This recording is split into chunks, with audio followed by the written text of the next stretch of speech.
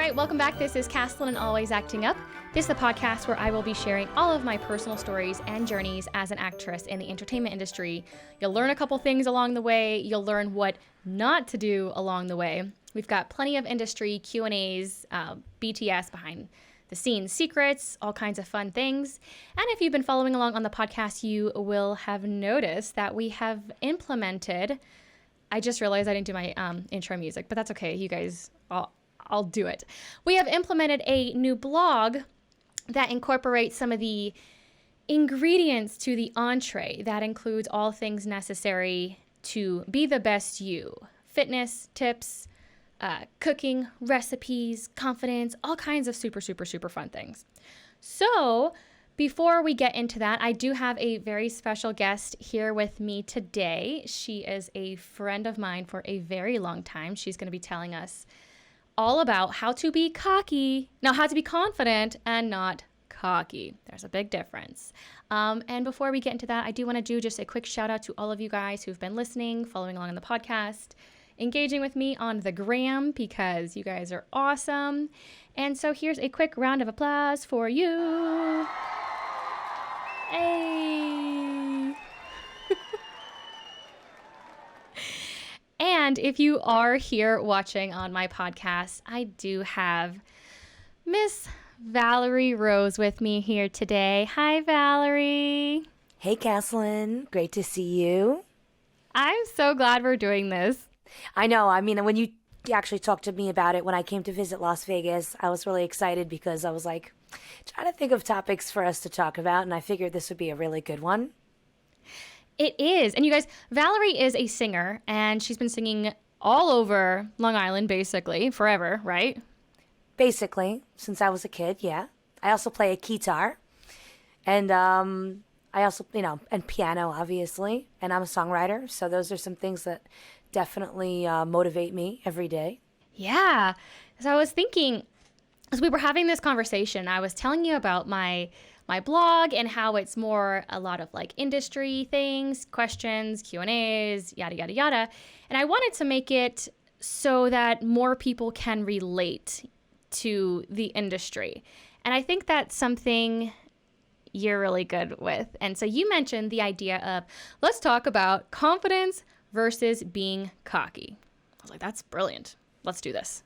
So here we go. We are starting with the entrees to the ingredients to our entree, and that is our discussion today. Okay. Confidence versus cocky. For sure. All right. Hang on, let me press this button real fast. I don't know why it is still blinking, so I'm just going to press this button real fast. It's this one. And that was it. It was just one cricket. Did you guys hear that? It was one cricket. It was just one. It was like, It was just one. Okay. So Fabulous. essentially, when we were talking, there was some things that I had in mind, but I figured we'd start a little bit when it comes to being confident, being not so confident and insecure, and then all the way in the other spectrum to being cocky. And I think this all really starts with knowing your worth. All right. So in general, right? Wouldn't you say that it's all wrapped around that idea? Okay. Knowing your worth, knowing that if you come with a bunch of experience and you've gone through some situations where, acting so unsure has either gotten you not paid as well, or maybe acting insecure has maybe gotten you less respect from whoever decided to hire you, or whoever is on set with you, or for me on stage with you. And then the end result is that you really aren't growing as a musician or as an actor, because you are not really learning how to deal with these situations, and you're not taking that experience and saying, you know what, I'm going to remember for next time that instead of shooting out a number, ask the client first, as an example, what they suggest that their budget is, and then work from there. So, but that also goes with knowing what venue or what atmosphere you're going to be in. Yeah, we're going to get into all that because I have a lot of questions for you, especially being a freelancer and a gig worker and getting all these things. on your own without, an agent or a big team behind you. But first, I'm curious, do you think confidence is something we are born with, or do you think that it's something that we learn as we go? For some individuals, confidence is something that they grow over time through experience and through situations. Some people are more resilient than others. And for me personally, I'm lucky. I was born with confidence.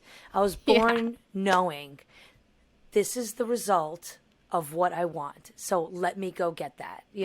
What can I do to get into that situation? Or I know that I have the goods, so to speak, to go get what I'm looking for. But even today, it's always a struggle to know how far can I take it without being cocky. But I'm curious, do you think it's because, so you are naturally an extremely talented singer. Do you think that had you not been told your whole life that you're so good, you're so good, you're so good, and hearing that all the time, that you still would have had the confidence that you have now? Like, There's someone also, like me, there's a I'm false terrible confidence. Singer. Yeah. I'm a terrible singer, but I think, well, I'm just saying, like, I need reinforcement, or I start getting incredibly insecure of myself and my abilities. And so I'm the type of person, like, I just need you to sugarcoat shit a little bit and tell me that I'm good. Because once you tell me you're good, it's just as a reinforcement, I know that I'm good. And then I can take it from there. But I feel like you said you had it from the get-go, but you've always been talented from the get-go. So do you think that was... But as talented as I am, even though I know that there are better singers than me out there, there are better musicians than me out there, I can't let the idea that they're better stop me from bettering my craft. Like, was I good at 14? Sure. Do I want to peak at 14? No. No. I want to keep improving with everything that I'm doing. So, but now here's where the line needs to stop between, because I can't sit here and tell you, yeah, I'm the best singer that you know. Yeah, I'm the best entertainer you know. Could it be true? It could be, but it's probably not. So I can't sit here and be like, Bonnie Wright and me have like this unknown connection. She doesn't know it, but she's my spirit animal, and all the songs that I write she should be singing, like I can't be that way. When I'm going for, when I'm writing to venues or clubs and I'm trying to sell myself in a way to say, hey, listen, like for instance, I'm coming to LA in the week of NAMM. So at the end of January, I will be in LA. So I started to write to some of the places that I'm like, you know what, they have live music. Maybe I could just try to get into the door. I'm not going to write to these people and say to them, hey, listen, I'm the best Lady Gaga impersonator the entire East Coast has ever seen. You should have me showcasing the Lady Gaga showcase that I do. And then expect that it's just going to happen. No, what I need to do is provide good video, provide good audio, show them my excellent promo material, and let the experience speak for itself. Yeah. So I feel like at this point, because you sounded really confident just when you were saying that. You sounded like you knew, like, from step A to B to Z, like you knew exactly what to do. But say Valerie 10 years ago. What do you think Valerie would have done? Because I feel like it's a learning as you go. Is that what it is, you think? 100%. Trial and error? Because what I would have done when I was younger was say, hey, I'm Valerie. I'm a singer-songwriter, and I would like to play at your place for free for exposure. This would be a great opportunity for me. It seeming more like needy. Like I need the justification that I'm worth it, and I don't have to be like that anymore.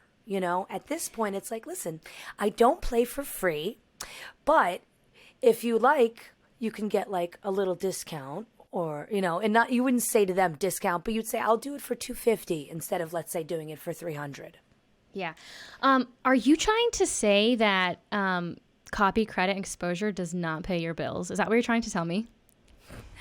I am definitely telling you that trying to always be that person that does it for free is not always going to get you somewhere. Yes. That's just not possible. You're a professional. You're a professional.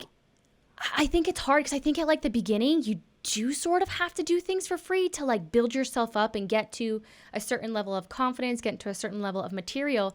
But if you're like, that's like being an intern, really. If you're an intern, you're an apprenticeship. I mean, that's something. You're still making something back when you're doing those, participations. But if you're already at a point where like, I no longer go to open mics unless it's really worth my time to go to an open mic, because the night that I could be doing, working on my music here, recording, having podcasts, doing something towards bettering my future, why am I going to go out to an open mic to sing 2 or 3 songs that only other musicians are there to even hear, because that's all who's in the crowd? Mm-hmm. Yeah, I think this comes from time and experience. And I was having this conversation with one of my friends the other day, and I'm here in Vegas, so I work a lot of the trade shows. And I don't want to like get into like too much of the details, but when I first started the trade shows, I was so like ecstatic about the rate that I was making. I was like, "Oh my God, I'm getting paid how much to do what?" And now 4 years down the line, I'm like, "No, I'm not doing it." And I know that sounds like cocky. But is it cocky, or is that I know what my worth is now because I am experienced, I did put in the work, and I'm going to tell you this, and this is why I thought this was such a great topic to talk about in the podcast, because one of my classes, it was for a hosting class. Before we started the class, the teacher asked us, she said, go and ask a bunch of friends to tell you 5 descriptive words about yourself.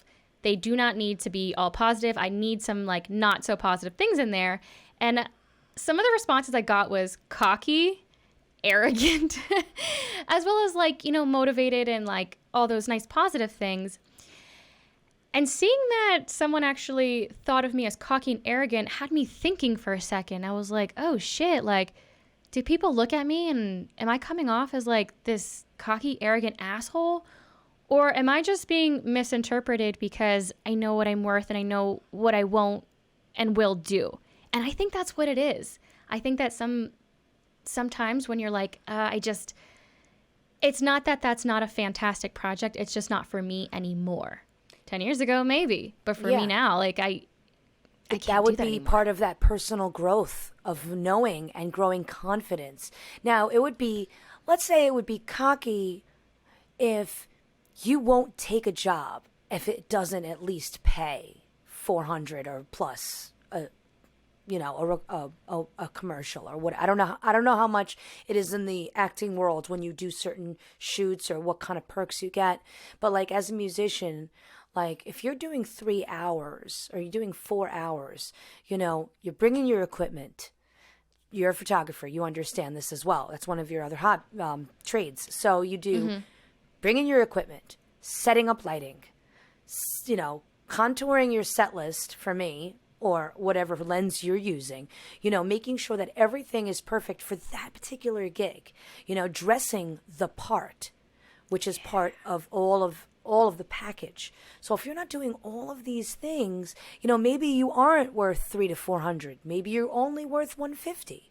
But if you're asking 400 and all you're doing is, coming to your gig, reading off an iPad, singing the only these 28 songs that you do every single time you go out, you're not really making that growth process happen. You're staying the same. So then maybe you should only be asking 150. But if you're doing something that is on the next level, because there's levels to shit, if you're not bettering yourself, then you got to know. So I remember when we were talking about like your website, like that was something that what we were discussing. And, I'm not going to say that you were cocky, but maybe you were a little you were not cocky. You were a little dismissive of some of the things that me as an observer was looking for on your website. So now I only hope that you've taken my criticism as wanting you to level up your game. Yeah, that actually just had me thinking, because I've had this okay, apparently I've had a lot of conversations, but I had this conversation, and so by the way, the bio that you made for me, it's totally on my website now. Because I was like, this is great. I was like, I'll just put it on my website. So it's fantastic. Thank you for that. Yeah. But yeah, I was thinking, I was like, you know what? There comes to like a certain point sometimes, and like you just finish a great project. Like say, for example, you worked on this set for a really, really long time, and you had put so much work into it and so much effort and so much time, and you were so proud of it, and you put your heart into it, and you ask somebody their opinion, and yes, you want to hear their opinion because it only makes you better. But what if they were like, it just wasn't good? Like sometimes, I think sometimes just hearing that is a little difficult, because you're like, I just put in so much work. Like I just need a little bit of a pat on the back first, and then I'll get to it, because it's I think it's mentally draining too. Everybody has an opinion, It's like assholes, they all stink. You know what I'm saying? That's the adage. But when you think about it, when I was younger, some of my family members didn't support me as a musician because they didn't think I was good enough. And you know what? I remember thinking to myself, why don't they come to my shows? Don't they know how much this means to me? But now time has passed, okay? Mm-hmm. I've bettered myself. I've gotten voice lessons. I've written a bunch of great songs. I've been collaborating with better musicians. I've been keep on learning new material. I've been learning better technique on how to take care of my voice. I started being the one to do my own website. I started making sure my social media presence is there. I started making sure that if I'm going to post a picture of myself, it's going to be a good picture. I started making sure that I don't start shit on Facebook, stay away from certain topics and just be amicable, be friendly. And in general, it kind of has helped everything, because now those same family members were like, "Oh, Valerie, I see you playing here. I can't wait to come. When are you gonna be coming out in East Islip? When are you coming out to Nassau?" And they want to know now what I'm doing and if they can come, because before I was like begging them to come. And Dude. I thought I was the shit back then. I was like, "No, you don't understand. I am better than some of these people." But they're like, haha, yeah, okay, Val, I'm sure that's good. But in the back of their mind, they're going, this girl needs more fucking training, okay? So yeah, I totally get this. I feel this all the time. I'm like, gosh dang it, like, why can't I get so and so to just share my stuff, just like it, just repost it? I'm like, please. Like, it's so hard to get support from other people when you don't have the support of like the people you want, the closest to you. But that's something I always hear also, is your followers and your fans are never going to be your family and friends. It's always going to be everybody else. And those are the people you have to earn, and they will come when you're ready, which Absolutely. I thought was really cool. I was like, what a great realization. Absolutely. That makes sense. Yeah, because you know what? Your family is, as much as they love you and they, want to see you succeed, they don't want to be a part of it. They want to see other people loving it first, and then they want to join in. So that's fine. Oh, yeah. It is always people jumping on the bandwagon. And so I'm curious, because you are a fabulous, fabulous singer. Before you're going on stage, what are you feeling? Like, do you have butterflies? Because you've been doing this for a little while now. Is it still nerve-wracking for you? Like, do you have some, like, rituals? Like, what do you do before you go on stage and it's a brand new crowd and maybe you have a new set? Like, what's going on in your mind? Okay.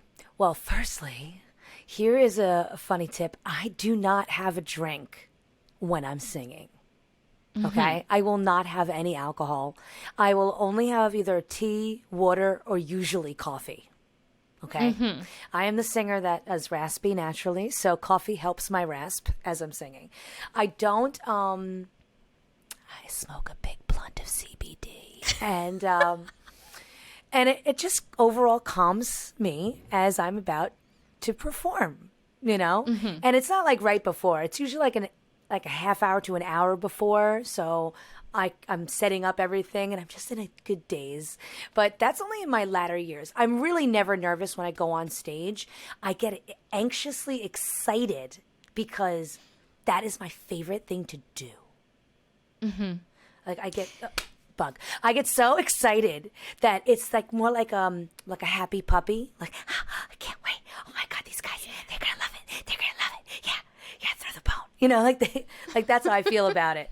Like turn on that song. Yeah, So that's how I really feel about it before I go on. And that's because I don't like when I used to smoke pot, I would be scared and more like less confident of myself before I went on. And after I realized that, after many years, I was like, you know what, this stuff doesn't do for me what I needed to do. What I thought it was doing, what I was supposed to be doing, but it was actually making me more scared. So I realized that, that's just not for me anymore. 35 years old plus, got to find a different way to relax.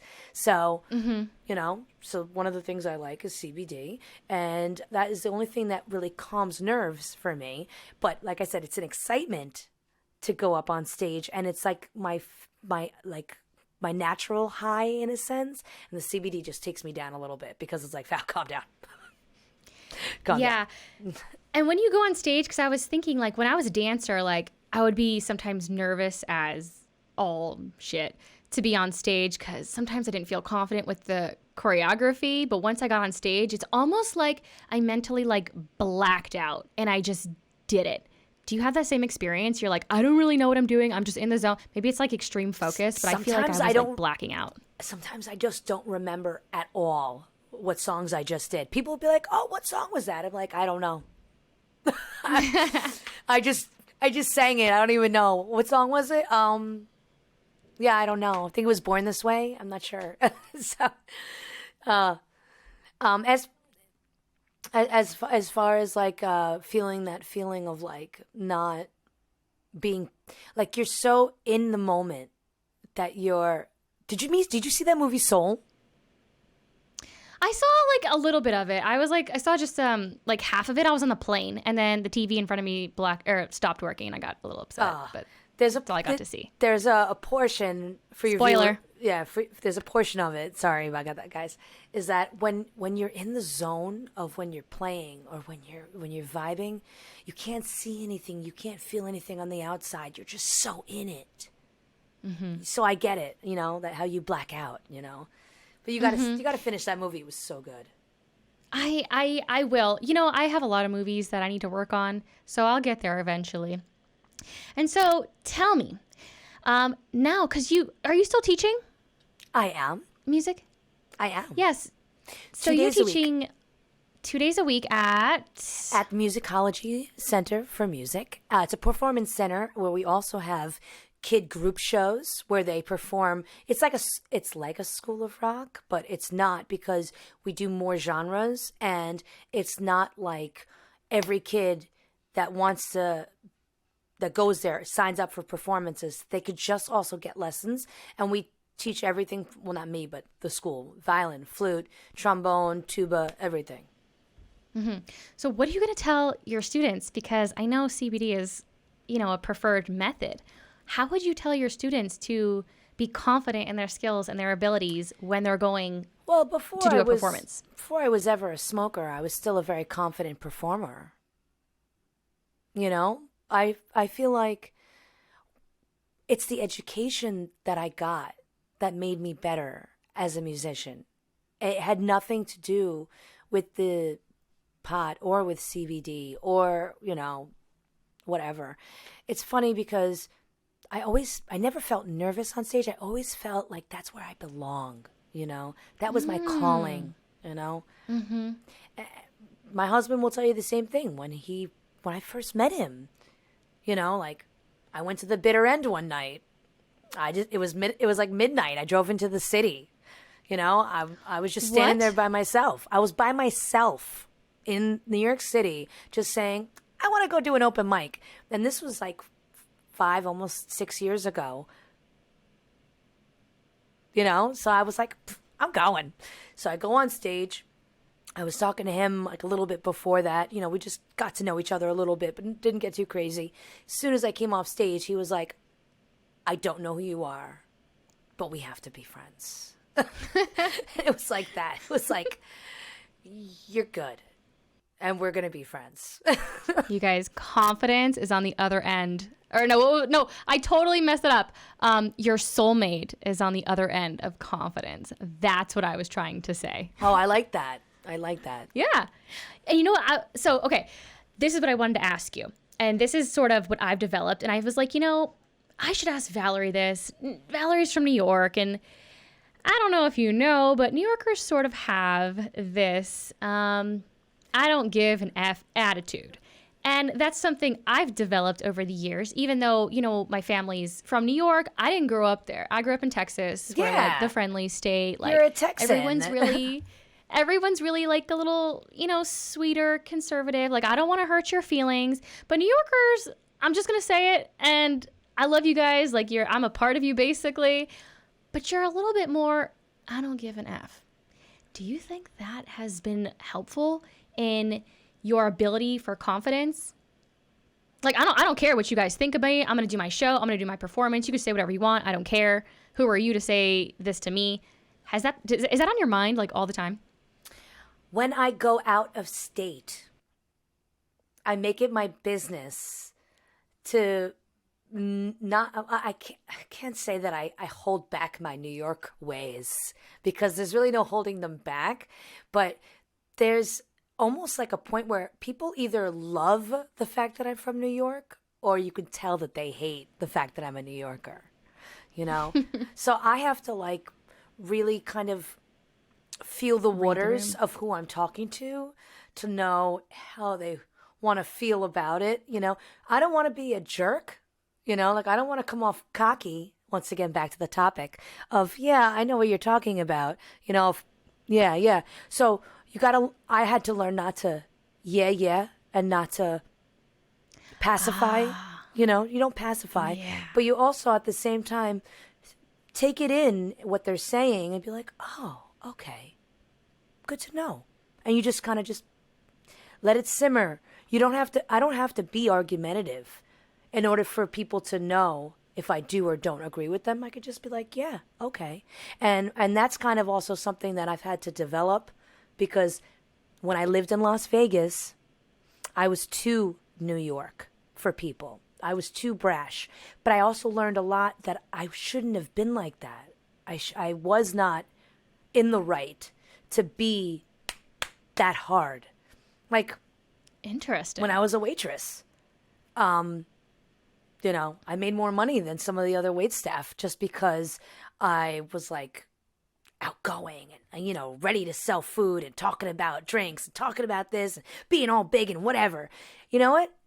They hated that. I was the competition for them. So I kind of simmered down a little bit and had to think, you know what? I could still be that way with my tables, but not be that way with my fellow employees. Yeah. Like, oh, you guys should tell everybody that, the best seller is the dates wrapped in bacon, with apple cider vinaigrette. Like, Val, don't tell everybody your secrets. You just do it yourself and tell them, yeah, that's the way it is. Yeah, that's great. Yeah. It's funny because, like,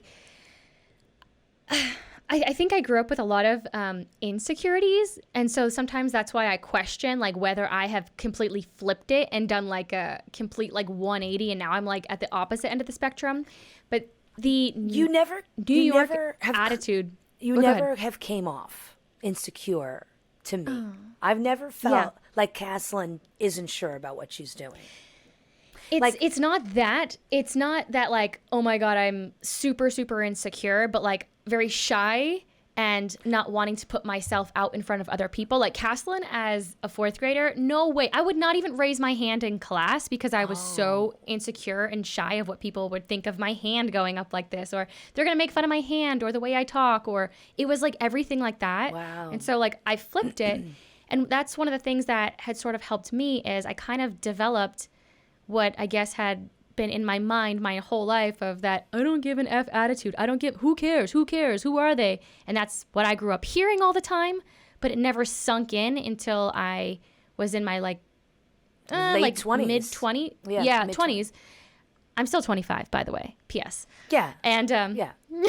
yeah, I sure, literally sure. forget how old you are because like you Yeah, always look right? so young.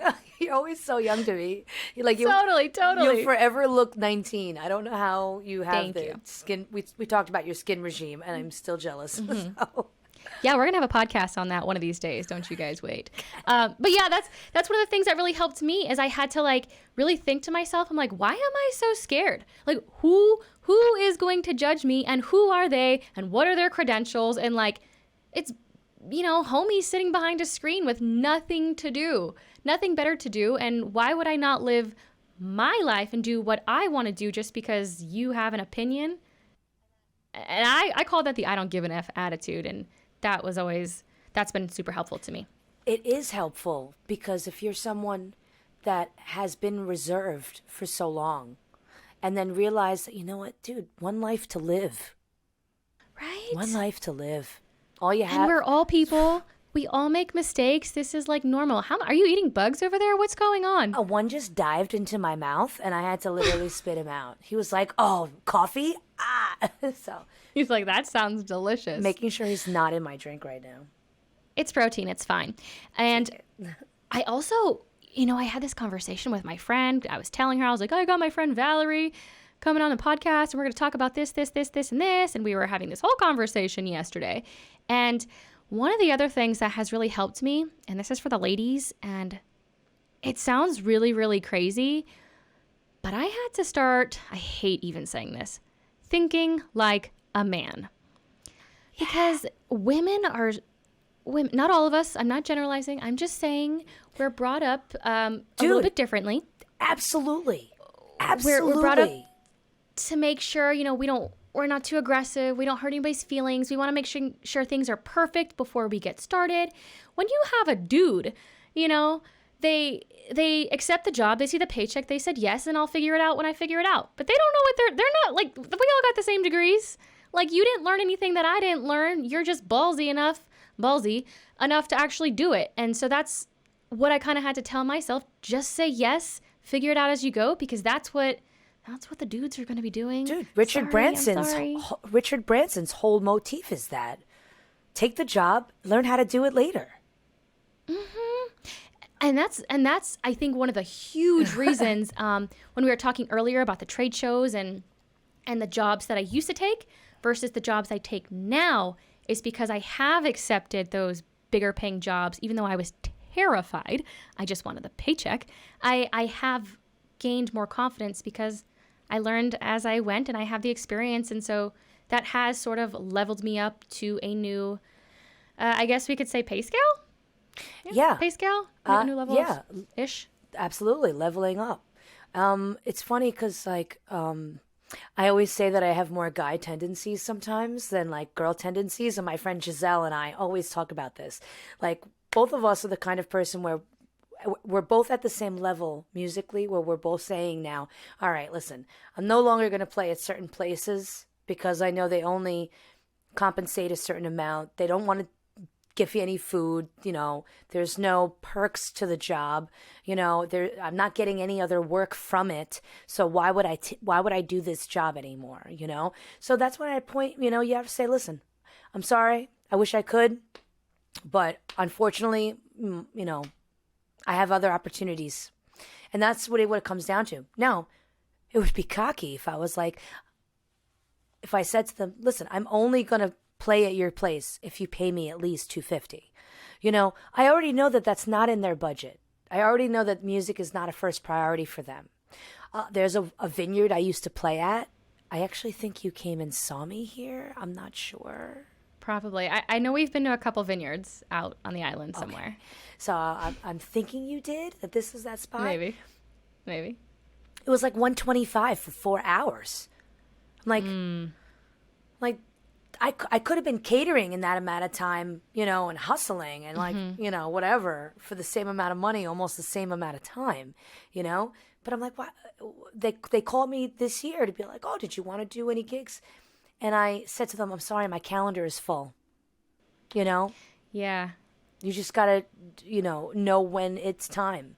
And another thing, it sucks that as a woman, you're considered a bitch when you're trying to be direct. And if a guy is trying to be direct, he's just sure of himself. So a few months, was it a year ago or a few months? I don't even know. Who knows what time is? Minus COVID, right? We're just going to minus when COVID happened. Okay, because we'll erase that year. It didn't count. So there was a time when I went to this venue and I was playing, right? I'm singing. All of a sudden behind me, there's a band setting up right behind me. Oh, not a band, a DJ. And so the DJ has like all this equipment that he's moving in, right? So like at first I was like, okay, like I guess I'll deal with it. I guess I'll deal with it, right? So then on my break I go, so what time do you guys go on? They're like 8:00. It was like 5:30. It was like 5:30. Oh. I'm like, wait a minute. Why are you setting up right now while I'm playing? Can you guys wait? That's rude. Sorry. Yeah, I was like, can you guys wait? And the guy looked at me like, I swear to God, like I was the biggest asshole he'd ever seen. Like, I'm like, can you guys wait? Like, my set's done in a half hour. He was like, oh, okay. Like, oh, you're a bitch. And I'm thinking to myself, like, dude, it wasn't obvious. I'm fucking singing up here right now. I have my instrument. Yeah. Like, I'm trying, because that, the whole, like, DJ booth and the lighting setup. I'm like, guys. That is rude. Nah, I no matter which way you put it, if someone's doing a set and they're in the middle of a show, like, and they're setting up behind you, like, rude is rude. Like, that was intentional. That was, I don't care about you and I'm better than you. And that's exactly what that was. But what I'm saying my to friend, you was cocky. I'm saying to you, yeah, that was cocky of them for sure. What I'm saying to you is, if I was a man, do you think they would have done that? Do you think they would have even tried setting up? No. Absolutely not. I absolutely not. If I was a 2 or 3 piece with 2 other guys back there, would they have done that? No. But because I was one woman, that they were like, no big deal, So, so that was. Yeah, and it's good that you actually said something. And I've had to like work my way into doing that as well. Like, I think that is a thing as well. Maybe I'll have another conversation on being a woman and as a boss in entertainment, because usually I would have been like, that was really rude. Hey, do you guys think that maybe you can like wait a little bit? And you're just, hey, stop, like move, like this is my shit. I think there's a different if a guy, attitude.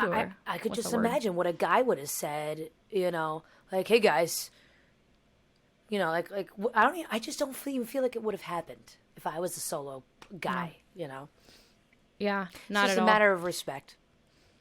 But faux shizzle.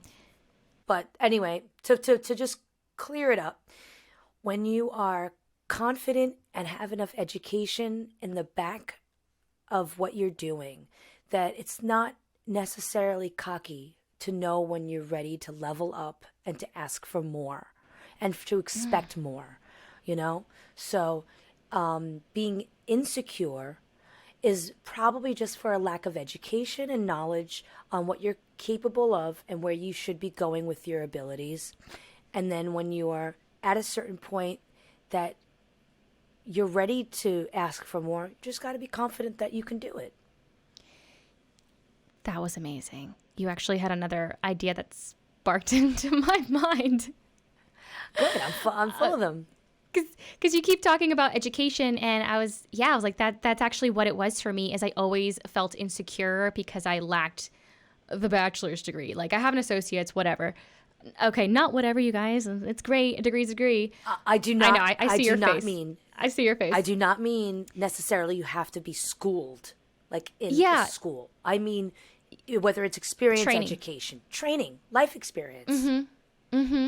Yeah, I always felt really insecure about that.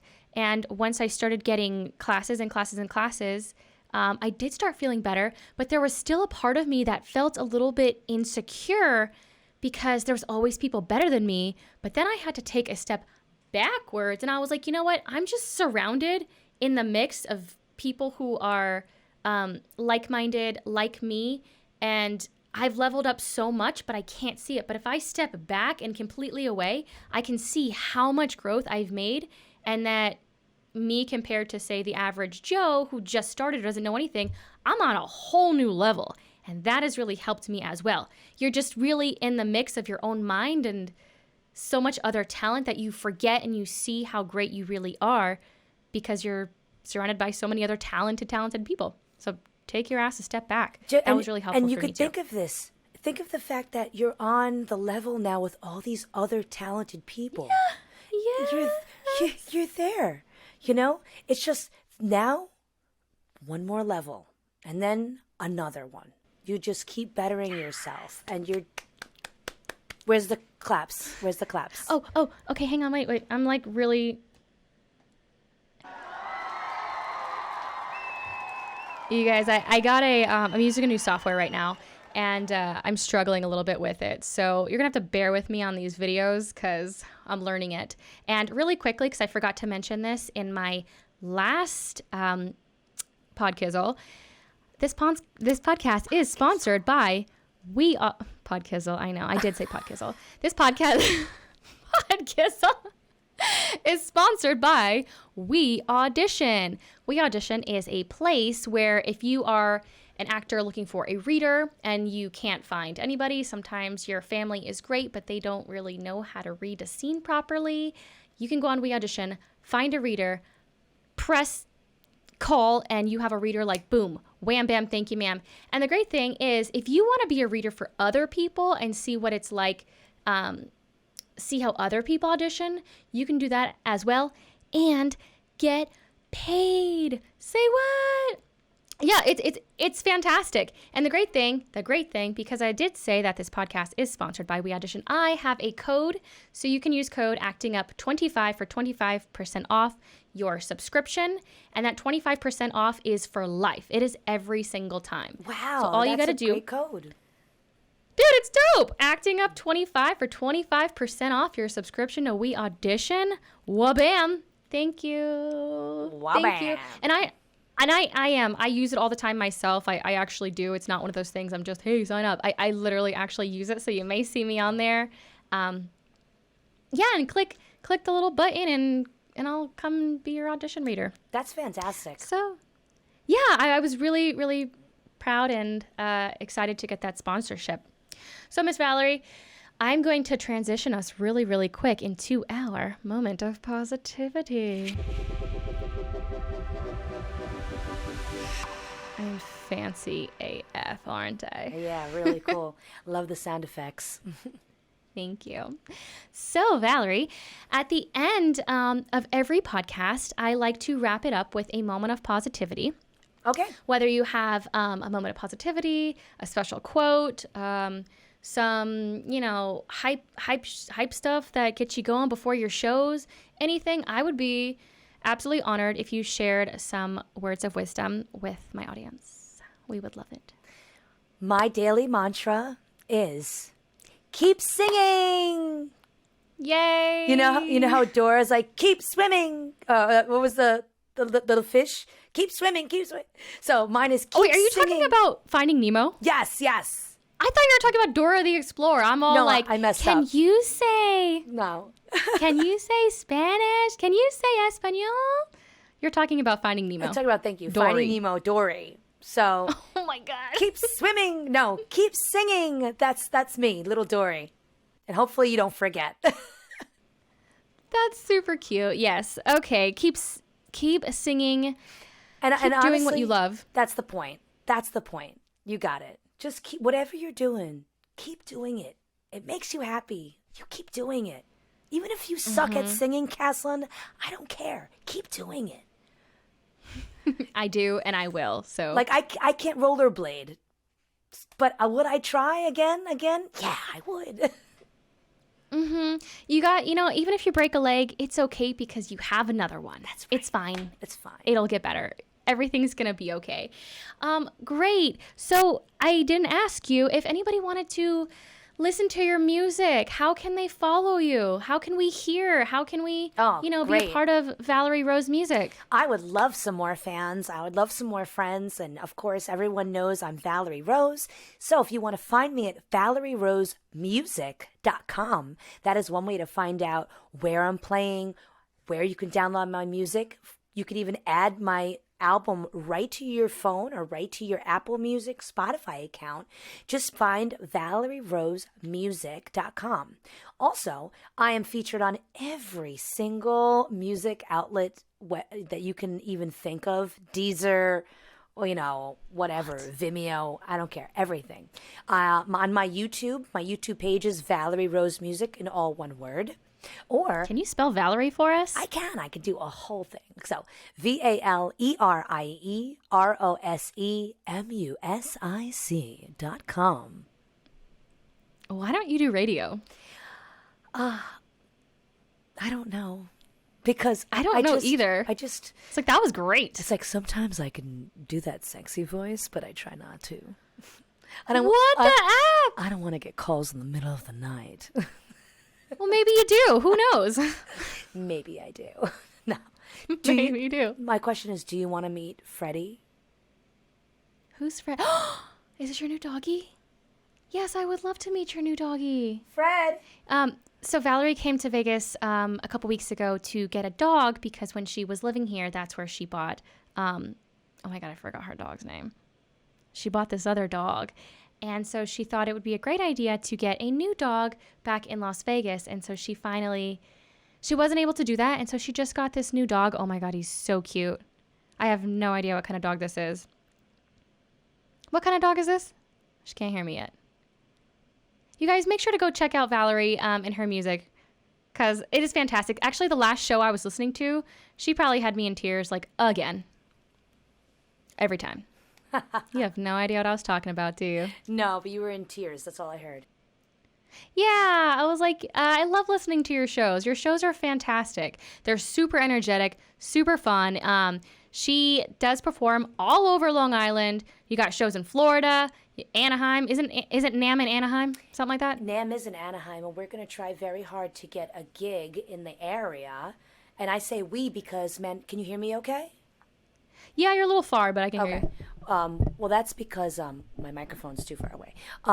So Manfredo is obviously coming with me, my husband, for those who don't know, who's also one of my co-writers, my songwriter, co-writer. And we're going to be looking for a place for us to do our originals together that also I could showcase my cover shows because everyone, for those of you who don't know, I do a Lady Gaga cover. I do a Lady Gaga. Really good. I can't even concentrate with him. Tribute show. So I do a tribute show of Lady Gaga, and I also do my own, menagerie of cover songs. And then I throw in my originals as well. My husband and I have written 13 songs together. So soon enough, we'll have an album ready. We'll see. That's so cool. That's amazing. I know this is really annoying, and I always hear singers being like, God, why'd you do that? Why'd you put me on the spot? You don't want to sing right now, do you?